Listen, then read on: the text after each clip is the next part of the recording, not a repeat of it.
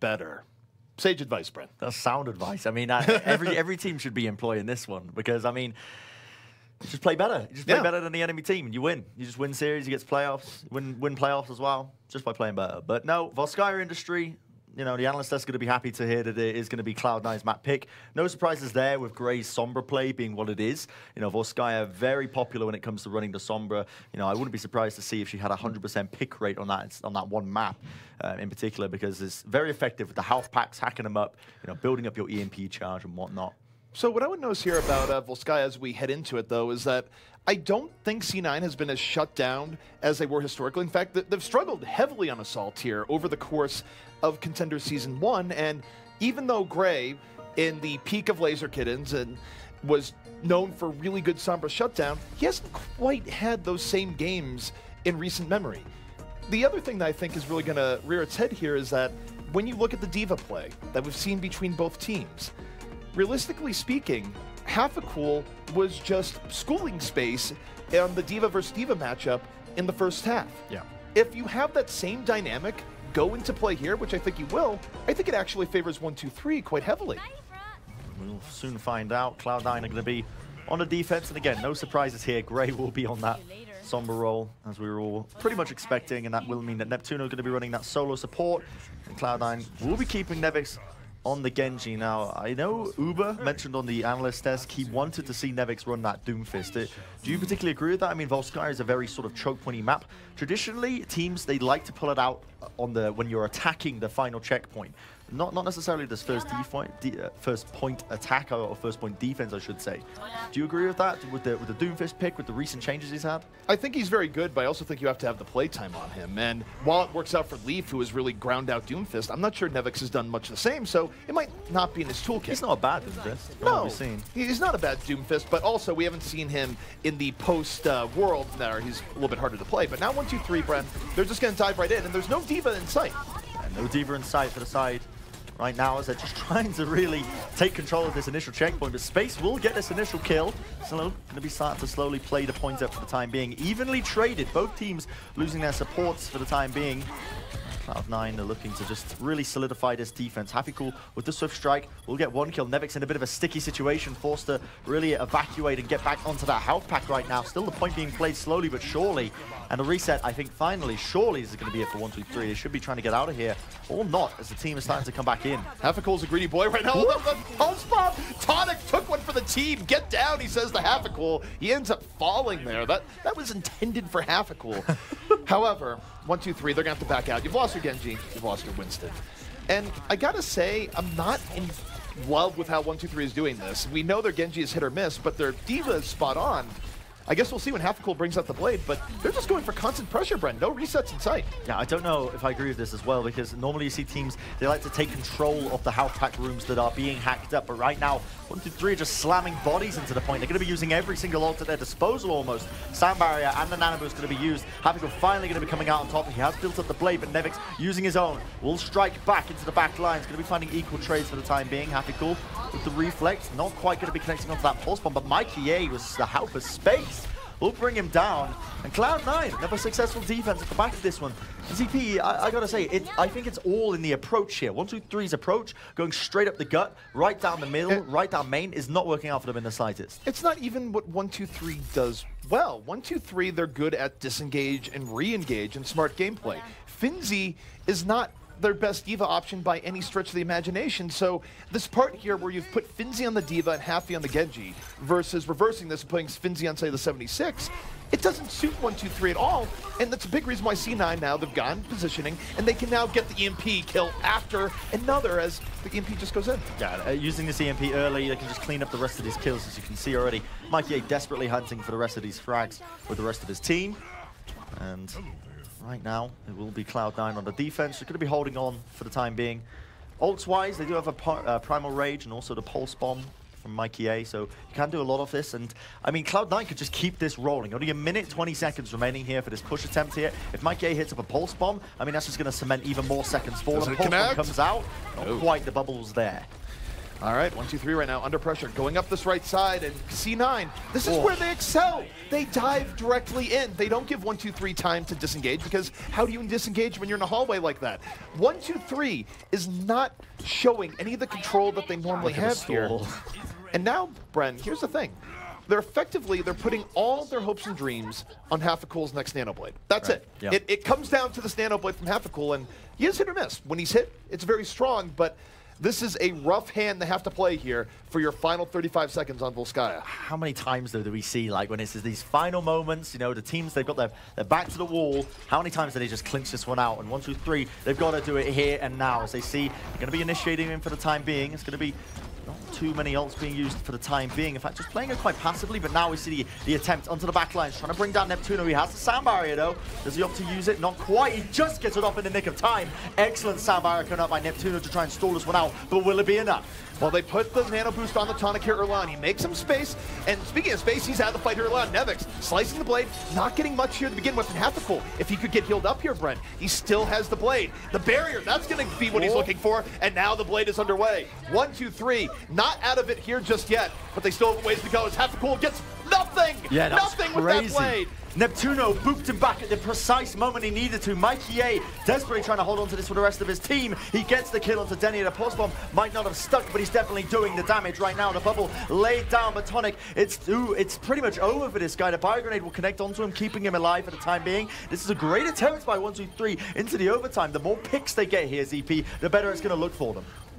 Exactly, because now for C9, they're throwing good money after bad in a sense. As long as 1, 2, 3 stays on the point, they should be able to pull this forward, and now it could be anyone's game. Although Mikey, he's trying so insanely hard right now, Bren. He's done so much work, but it's Mikey against the world, and he might be Welsh's gift to esports, but 1, 2, 3, they're going to give themselves another 4 minutes. My goodness. I mean, right now, you had a bit of a Brennism there, ZP, calling it the Welshes. Wales. Yes. Bren. Wales' gift to esports.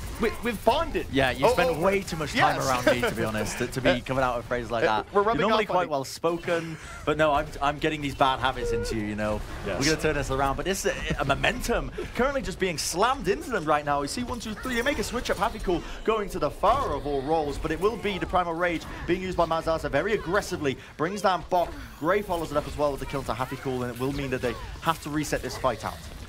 This is still perplexing to me. 1, 2, 3, they barely got out of the fire on first. And to me, a lot of it is that they're not playing to their strengths right now, where when they don't have Half-a-Cool and the D.Va, it just feels like they're a much weaker team. They don't have the control they normally have. They have to play more C9's game, which is dive right in your face. And more importantly here, if you don't have decent ability to disengage, you're giving Gray what he wants for his engages with the EMPs. So we'll see if this works out, but C9 is in a good position, and there's the EMP. Yeah, they play it pretty early on, and Will Fincy, I mean, he finds the kill onto Neptuno. That's no sound barrier for this fight. That could be actually pretty massive now. As we lead it in, the kills flowing in for the Nevix, though. He's going to bring down Half-a-Cool straight up into the sky there. Slow with the reset, the recall, post bomb right in the nick of time. Might bring down Fincy. Fincy very weak for the time being. Now the sound barrier by Cloud9 as Neptuno, he's come into the fight late, and they should be able to win it off the back of that one. Very clutch, though. Anti-air Dragon Blade from Nevix saving the day, and that was actually, and it's still an okay attempt from 1, 2, 3. I mean, C9 at the very least, they equalize because of taking that out, but 1, 2, 3, they're not disengaging at all. This is a different approach. Wow. And with the rocket from above, suddenly if they open the way, C9 is letting 1, 2, 3 back into this, and now they're in the hot seat. They've already given up 1 tick, and now the question is how much more as Nevix falls. I mean, what a fantastic call by 1, 2, 3 to keep staying into this fight. I mean, it's just that sort of team play that makes them a real team to just be, you know, meddled with. At the end of the day, they're still laying in these rockets. Nobody is dealing with Half-a-Cool in the slightest. The EMP by Gray will do a bit of work there, but is it enough to really secure this one out? I think it might just be. Tonic and Snillo have fallen. Gray follows it up with Half-a-Cool going down. Surely you have to reset off the back of this now, ZP. You would think, as Finzy right now is moving to the side, just going to take a trip down to the lower levels of Volskaya. Whew. That was close, though. It was, and I think the problem there for C9 and how that fight started is that Finzy opened up with the self-destruct, right? And even though Gray used the EMP, the self-destruct was so scary to C9, they backed out. Yeah. They weren't able to capitalize on the EMP, so essentially they traded out self-destruct for an EMP, which is super favorable. And now going to this next fight, Gray hasn't been able to build up an EMP. I think they weren't able to use the health packs as much as they want to, and now once wow. they engage.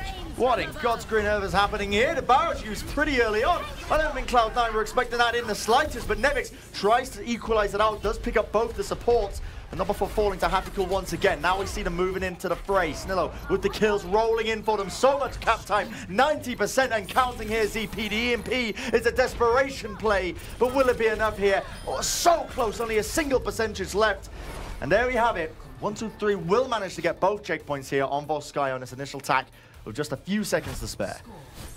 Definitely not the cleanest game we've seen out of 1-2-3. Very arguably still not playing to their strengths. And yet, they were able to find a way through in the end, and that was also a tough fight to begin with there too, where yes, they opened with the barrage, but they also lost people on early on there, Bren, and normally a defense is able to sort of leverage that to their advantage. Yeah, I mean, 1-2-3, the thing that I was most impressed with, but they did turn it around, I think, on that second checkpoint in particular. The call was made to stay into that team fight when I think a good majority of teams, you know, in this tournament in general, across the board in Overwatch, would not have made that call. They wouldn't have been confident enough that they could re-win out that fight, even though they were sitting with a player disadvantage, but they played it incredibly well. Both their supports were still alive. They were peeling very effectively for the backlines, only focusing the fights that they knew they could win. And off the back of that, they brought a hell of a lot of tick time off the board. I think it was about 78% was what they gained from it. And I mean, it really just sort of goes to show, you know, the sort of game plan that 1-2-3 play, this sort of style, you know, very much are confident in their own abilities to turn around these team fights where other teams are not. All right, well, this is an interesting defense coming out here from 1-2-3, where if we thought we'd be seeing Happycool perhaps go back to the Diva, not going to happen here. Finzi on the Diva instead, and they're running a very divey defense for using a Sombra here. They're not going to be able to bend back and give the Sombra time as you would if you were running, say, a 76. Yeah.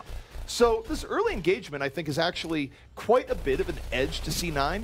However, whenever you're going against first point Sombra, you have to be a little bit decisive, because if you give her time to get an EMP, that's where things can really turn against you. So one thing I'll be interested to see here is Cloud9's approach to trying to deal with the Sombra here, because we saw 1-2-3, they almost got full held, basically trying to go down the gut every single time. Most teams, they like to take the right-hand approach, and we might see that here by Cloud9 because they've done it before in the past. And what they do is, the sort of game plan here, just to generally explain it, is they go up this right-hand side here, they try and get through with no casualties. You know, the defense matrix being used, as you can see, by Space, eating up all this damage. But now, no, they choose to counter-engage because they recognize there was an opening there with the bio-grenade. And look at 1-2-3, they're still able to disengage, but I don't know if it's going to be good enough. They lose Snillo as part of that dive, but the rest of them, they are able to heal up. So this disengage out of a bad situation has worked out here so far. You take a look at the flow of the battle here. 1-2-3 is going to be back up to full HP, and Snillo, given the fact that he was the one that fell, Bren, he's going to be back in here soon as well. So there's the EMP that bought enough time. So much time and so much damage being laid into them with no kills has meant it is a very early EMP indeed. And already 2 kills off the back of it. Mikey and Gray are going to be falling here. Nevix desperately trying to basically secure this for his team as he lays into the Helix rockets, but damage not quite enough to really bring them over to the tipping point.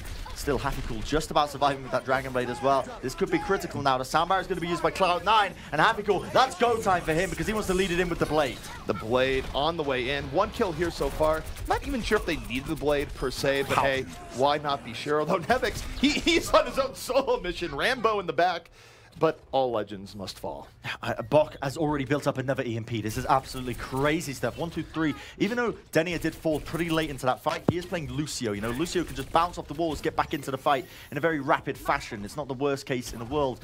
1-2-3 now, they can use a lot of ults at their disposal to try and take this, but Cloud9 are going to be going for the sort of tempo play. EMP used in the backline, however. And the good thing here for 1-2-3, generally speaking, is that they're running something really divey. They can fall off the EMPs, and though that was not the cleanest of fall-throughs, it's still enough. They immediately force the issue with this divey defense, and it's going to be forcing C9 back. However, C9 have done enough damage that Mikey doesn't have to immediately get out of this. He can still poke, look for weakness, and maybe drop a pulse bomb to make the next fight a little bit easier for C9. ZP, the question remains, I mean, look how close this game is between them. 2 minutes. That's all Cloud9 have. and they resorted. I mean, Gray, he switched onto the Sombra, switched back to the Ana. You know, Cloud9, they're chopping and changing. They're changing their minds quite often.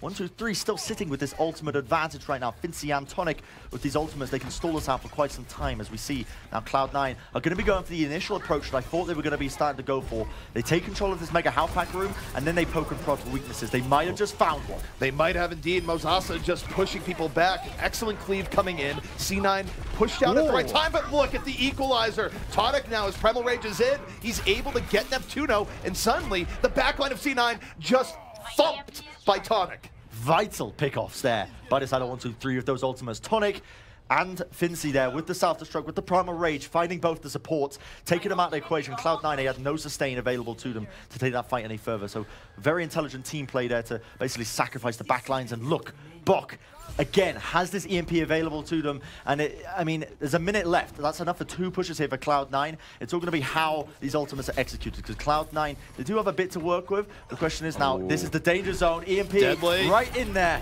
There's the EMP. It sets the stage. 1, 2, 3. Can they dive and fall through? Tonic's right there. Gray out of the fight immediately. The healing isn't going to be there for C9 anymore, and they just can't do anything to sustain on the point. They're thrown off. Mikey, of course, freelancing, looking for anything, but they're down in numbers. They can't take a straight-up fight here, but they don't have the need to get early kills. Nevix cut down! Happy Cool, turning up, brings down the ulting Soldier 76 before he could get off that tactical visor. Might have just secured a lifeline for his team right now. I mean, there was questions raised about this guy's Genji gameplay, but he's about to show everyone why they were completely wrong here. Goes straight into the fray. Nevix down and out with the respawns. The final few seconds remaining here.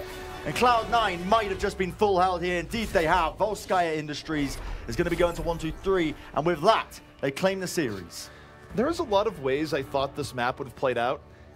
Not the way that we actually saw. That was crazy. Because realistically speaking, we didn't see 1, 2, 3 play to their strengths, and it almost fit them. It almost fit them really hard because they were close to getting full health. But now with the power of hindsight here, Bren, we realize that it wouldn't have mattered if they got full health, because they took the gamble where they did run the Sombra dive defense, which means you can't really poke and your dive is weaker early on. But the benefit that you end up getting from that is that, well, when you do have the EMP, your dive and falling through the EMP is generally much stronger than if you're running something that is more holding back. I mean, the turning point in that game, realistically, when it was 1, 2, 3 on the defense and they were running the Sombra, was the fact that Cloud9 took so long and they weren't actually getting any kills, just allowing Bok to build up the EMP. As soon as you can snowball that first EMP, that's all it takes to really get a full hold going. And I mean, at the end of the day, 1, 2, 3, like you said, interesting game because neither side really playing to their strengths, but in the end, it was 1, 2, 3 who ended up claiming the series, but still 1 more map to go as it stands. All right, guys, we're going to take a quick break. When we come back, map 4 will be underway, and it's important because 1, 2, 3, they could book their ticket to the playoffs right now.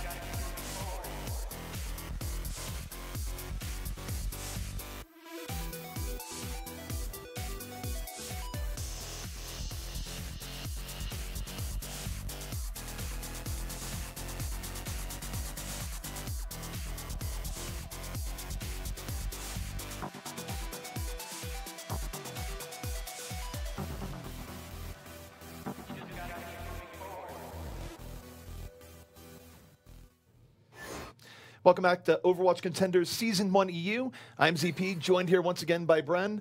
And Bren, 1, 2, 3. They've won the series, but they might not be done yet. No, not yet at all, to be honest, because like you mentioned before, in the first map, before we even started, 1, 2, 3, they're going to be going for that 4-0. That's what they're really looking for, because that will secure their playoff spot, later on, only in a couple of weeks, ZP, Burbank, that's the place to be. There's going to be a bit of a LAN finals kicking off, with both NA and EU Overwatch contenders at the new arena that's recently been opened up. So a lot to play for this team, but also for Cloud9, because that's the important thing to note. They're still going to be fighting hard right now for this map win, because it does matter. Cloud9, they still have a shot at the playoffs here, but they need to be winning Gibraltar out. So the interesting thing here is that you take a look at both these teams and their performance on final maps, particularly Gibraltar. Neither team has really covered themselves in glory, and technically, if you go by the stats, there is a slight edge here, the 1, 2, 3, but I don't really know what to expect here. I know that C9, they've been full held multiple times on first, which is not a good leading indicator for Gibraltar. But 1, 2, 3, the way they play and the way they engage hasn't really been suited to Gibraltar style either, because you look at their engages, right? They tend to go in and out, they take their time, but you have to be a little bit decisive on Gibraltar. You have to find your moment and strike, so this is going to be interesting to say the least. Yeah, I mean, all the times that we've seen Cloud9 get full hold on the first checkpoint of Gibraltar, at least, has always been when they've been running triple DPS, sort of triple offensive heroes on the attack. And that's the real problem, I feel like, is when they don't run the D.Va, when they don't run space on the D.Va. But in this case, at least, Cloud9 are going to be starting on the defense. So change of pace. And interesting to note here, Gray, is he going to be sticking with this? I mean, also Mozaza, I imagine, is going to be switching to the Winston, because Ryan just, again, that makes no sense to me on Gibraltar, at least. Far too much high ground to be giving up the Winston role. He's far too powerful. But Gray on the Sombra, this could work. Gray is a very capable Sombra player. A lot of health packs for you to hack up under the car wash section. Here in the server room, as you can see, there's a mega health pack right there. Cloud9, are they going to be going for the full hold here? Is that their game plan? Well, I think they have to, because the downside, the dark side to this strategy is that if you lose the first fight, trying to re-establish dominance in the second point with the Sombra can be very difficult from what we've seen. So C9, they are all in to an extent on this first hold, because Bren, if they don't get it, it could get very ugly very fast for them. And 1, 2, 3, they're just going to slowly move this forward. Yeah, I mean, Cloud9 playing a very passive defensive position for the time being. And so he's camping, he's waiting. But while he's camping and waiting, it's going to be Mikey A. He gets the initial kill onto Bok here, starting to try and play this low ground. Not working in the favor of 1, 2, 3 in the slightest for the time being. Already 3 picks off the back of it, make it 4 as Mikey is happy to just clean these players up. And Snello, meanwhile, while all that was kicking off, he was waiting in the back lines, waiting for Gray to relocate. And again, it just didn't work for them. Cloud9 realized they could take that fight 6v5, capitalized off it very effectively, and now Gray is 50% up to his EMP. I'd say the only good part about that for 1, 2, 3 is that C9 was barely damaged, so there's not as much for Gray to get EMP charge off of. And in an alternate universe, he might actually have EMP right now if 1, 2, 3 did a little bit better in that team fight. But now 1, 2, 3, they're going straight up the gut. They're getting cleaved down, though. A nice engage by C9 here to start this out. But there's the classic 1, 2, 3 disengage, and Tonic is still alive. Yeah, Bok gave the beatdown to Mikey A there. I don't know if they were expecting that too well, but now here comes the EMP. Cloud9 really needs to be cleaning this one up here. Happy Cool will get desuited out of the mech for the time being. Now they initiate into the back lines. A lot of ults being popped off here. How Zaza ends up using his Primal Rage to really stall this one out for the time being. Tonic very close to his own Primal Rage. Post-bomb. Snillo, he's happy with that one. As this fight still continues, it still could be one from either side. The EMP from Gray, not quite enough, and now C9, they have to invest the barrier. 1, 2, 3, not giving up ground, and here's Finzi with the visor. Not great positioning, a D.Va in his face. This is a soldier's nightmare, just taken down. And C9, they might be stabilizing here, Bren, but they have to get on the payload. Well, they're going to try to self-destruct into the air. Won't find the kills because at the end of the day, it doesn't have to. Cloud9 have re-engaged. Mikey A and Marzaz are finding the picks off the back of this one, desperately trying to stall it out. We see Tonic, he used the Primal Rage, but he gets absolutely naught from it. Gray still following up with these kills. So close. Already got another EMP waiting for him. And if they get this D-Mech onto Happy Cool, they're just going to be able to buy so much time. C9 right now, great position. Not only do they have an EMP set up for the next fight, not only has the Sombra Gambit worked out for them, but 1, 2, 3, they don't have a lot working for them going into this next fight. And more importantly, too, even though they're about to have the Transcendence perhaps in the middle of the fight, Gray could either take down the Zenyatta early on before he can use it, or spook him into using it early. So this is very advantageous for C9 right now and where they're at. Yeah, the thing that impresses me the most, I think, is Gray's ability on the Sombra. He's been rotating these health packs very effectively, not really letting one slip by him. And now we see that's going to be leading in with 1, 2, 3. They got a bit of a disadvantage, but they picked off Gray before he can get off the EMP. That's huge. That's massive, ZP. And now they're leading it in. That is gigantic. You can't lose your Sombra when she has EMP. 1, 2, 3. They're piercing through. And though Mikey was able to take down Denia there, it's too little, too late. 1, 2, 3 off of a brilliant pick by Snillo and a misplay by Gray. They get through first. They will not be held. I mean, super questionable. Gray, all he needed to do was stay alive there. I don't know why he was playing so aggressively onto the high ground. He could have just waited with the rest of his team, translocated up, and tried to really get off a decent EMP from a defensive position. But that aggression has cost them now because 1, 2, 3, they're leading this into the hangar phase. Yes, they bought a decent amount of time, but when you get into this stage, you know, it's a lot less effective, the EMP. But Gray, he moves in anyway, instantly deleting Bok off the map. Bok immediately removed here, and C9 should be able to leverage this EMP into a team fight victory, but as we say that, you look at 1, 2, 3, they're able to heal up. C9 hasn't done enough damage. Gray's way out of the fight. His power is way lower because the EMP isn't up. Pulse bomb by Snillo, gonna hit the shield, doesn't quite stick, but 1, 2, 3, they still have options to keep pressure on, but oh, Malzahsa stopping it. Yeah, straight in his tracks there. Space, though, is going to be forced to back off for the time being. Tactical visor by Fincy, really desperately trying to secure the rest of these kills. I'd get one onto Mikey here. Mikey in a sticky situation. Fincy forced to back off for now. And Cloud9, they are going to be able to hold onto this defense once again. And Gray has already built up another EMP, which is crazy. And here's the crucial thing here now, ZP. Coming into this next fight, Denia, he has the sound barrier available to them. If 1, 2, 3 misplay this and end up using the sound barrier before Cloud9's EMP, Gray is going to be in a perfect position to completely negate it. So that's the thing that I want everybody to really be watching out for in this next team fight, is if Cloud9 use the EMP after the sound barrier. Denia just has to hold it. He can't use it early on. If he does, it's a mistake. They lose Bok early on, though, and, well, Malzahsa dying that quickly. That might even this up. So Bok gets his revenge from the grave. There's a barrier, and the EMP already used. So 1, 2, 3 engaging here, but barrier is met with barrier, and Nevix just cleaving through the remnants. Ooh, Nanovisor is a dangerous thing. Tonic's so weak. 6 HP. The bubble. It saved him for the time being, but Gray, he comes back in and gives him the beat down. So he will be brought down once again. And Cloud9, they opted to use the EMP super aggressively there, very early on into that team fight, and it worked out in their favor. They won the team fight off the back of it. They wasted Denia's sound barrier, even though we got nothing. And look at this already. Gray is already on 75% of his EMP for the time being. And this is that replay of Nevix. He was just absolutely demolishing people with that tactical visor, really setting them up.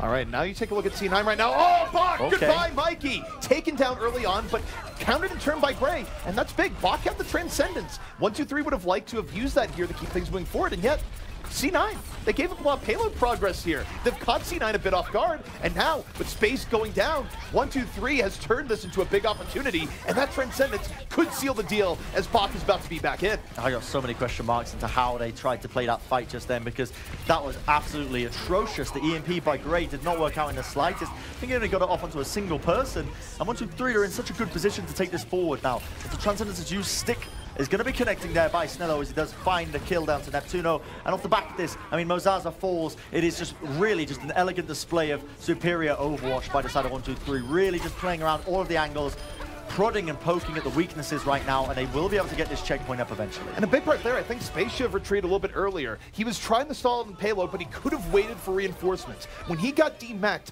C9 lost a lot of their presence there in the point. And now, a minute 20 left. You don't get much time for capturing point B. But 1, 2, 3, on a dream and a hope here, Bren. A team that almost got full held on first might very well, if they can win this next fight, find a way to complete things out. Yeah, a minute on the clock here. Snillo will find Gray on the Sombra still. Keeping to the Sombra, might I remind everyone at home, he has not switched off this role right now. Cloud9, they're losing a lot of players, quite quickly. A lot of the HP pools is really dipping to quite dangerous territories right now. 1, 2, 3, Snillo, he's looking for the kill right now onto Fincy, onto the high ground. Wants to try and go for it. Will be met with a Helix Rocket into the Fate. But meanwhile, while all this is going on, while the distraction plays are really kicking off here, Snillo winning the 1v1. Cloud9 are crumbling.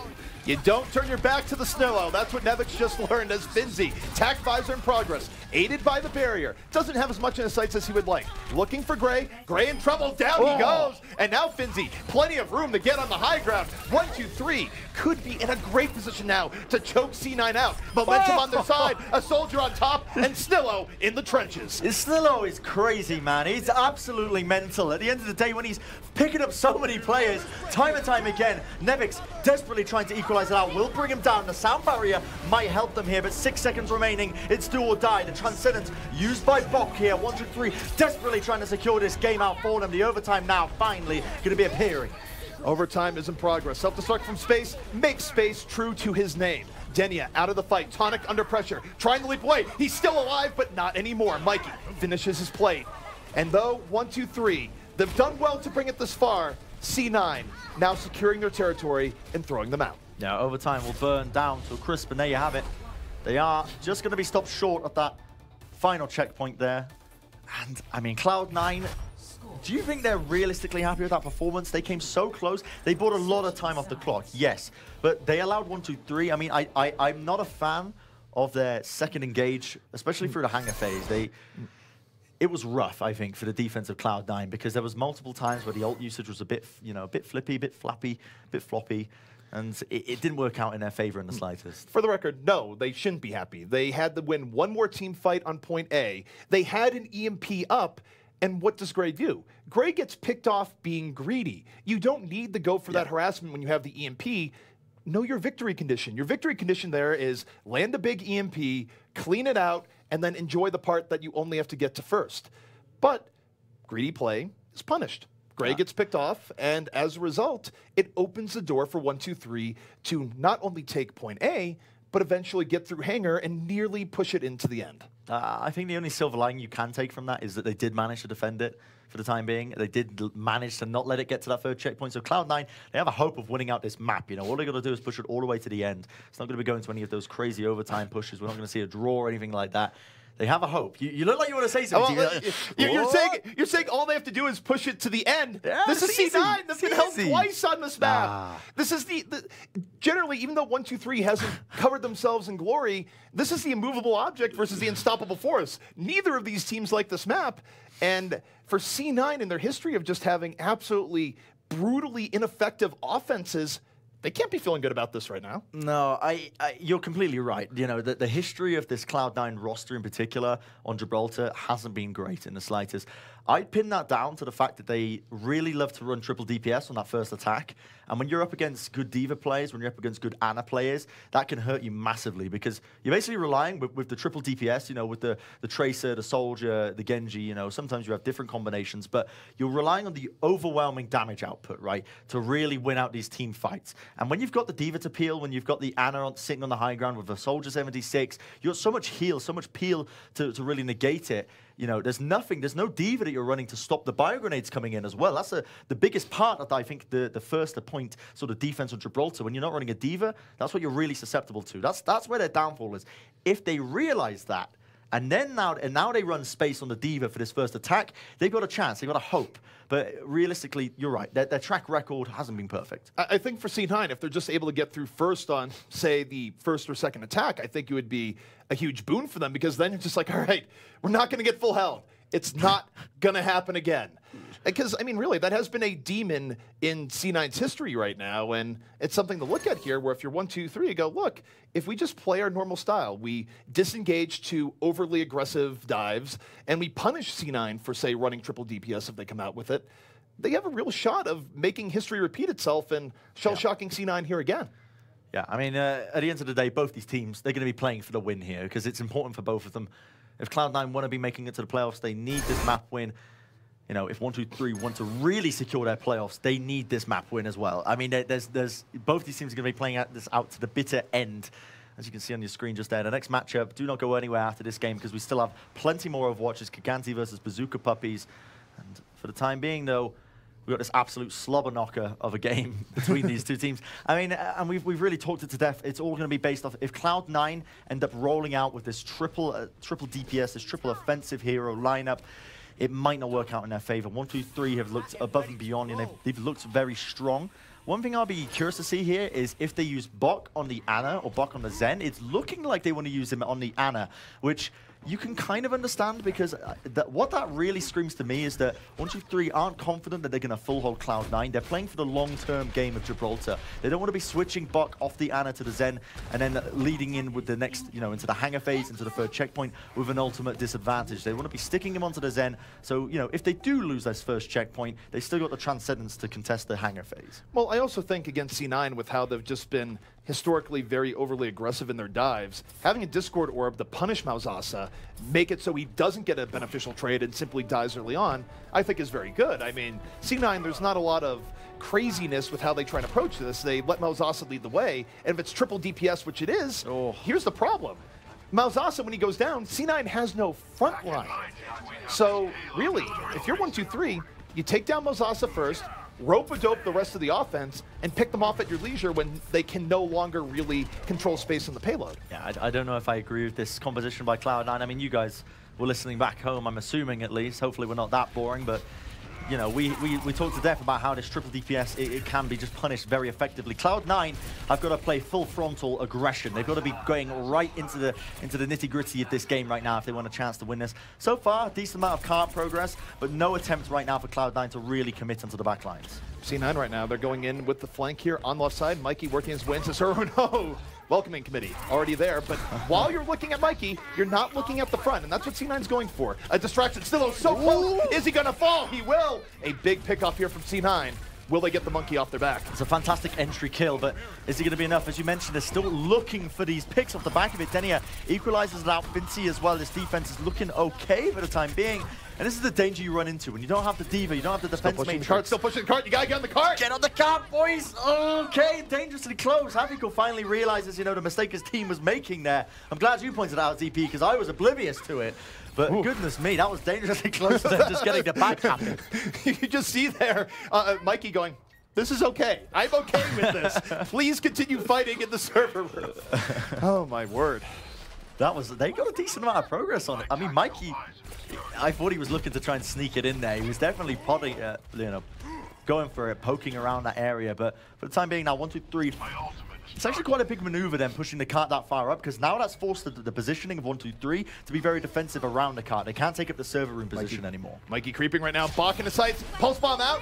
Does not connect. The pressure from Bok made him use that a little bit early. And Bok, while he's slipping the pressure, Mausasa is down here early on. There's no tank presence here from C9, but Nevix maybe just uses the blade with the barrier, and here's where it might be. All right, here you have it. A little bit of barrier used by both these teams right now. Now the blade. Nevix wants to really claim the rest of these kills. Will find it onto Vinci as well as he was ulting. And realistically now this should be their game to win. But Snillo, he's got something to say about it. He's already picked up 2 kills and he's still alive, the absolute madman. He's in the back lines, causing all sorts of damage for the time being. And that has bought enough time for 1-2-3 to come back into it.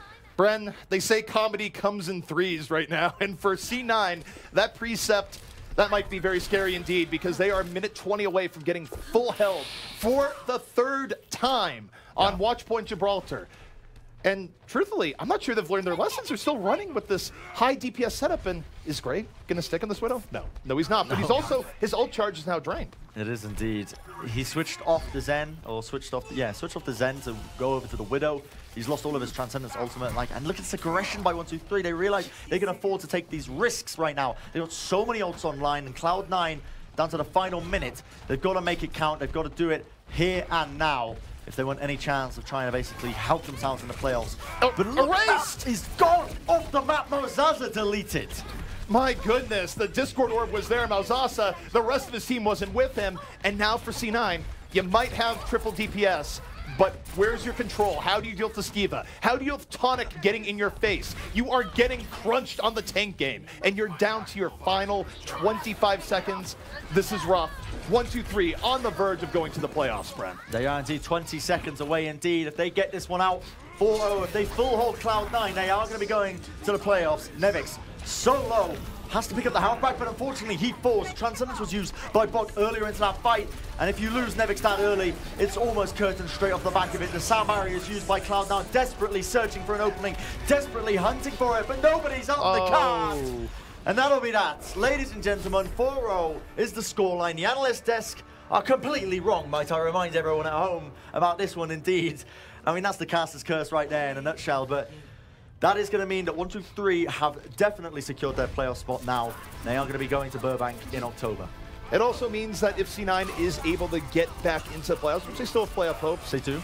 you always bring them to Gibraltar. Yeah. They can't get through first. Because it happened once, and you go, okay, maybe this was just a bad run. Happens twice, and you go, you know, it's actually a bit of a trend. Happens 3 times, and you go, you got problems that you need to fix. Yeah, yeah, just a reminder at home, this does not mean Cloud9 are out. I believe they still have a shot at the playoffs now moving into this one. They're not out by any means, but, I mean, God, what a performance by 1-2-3. I think across the board, patience, you know, methodical gameplay, good ultimate rotations as well, and really capitalizing on a lot of mistakes. I think Volskaya was the only question mark, but other than that, it's just sublime gameplay all around, you know. All right, well, the talk about 1-2-3 securing their playoff berth and what transpired in the series, we're throwing it to the desk.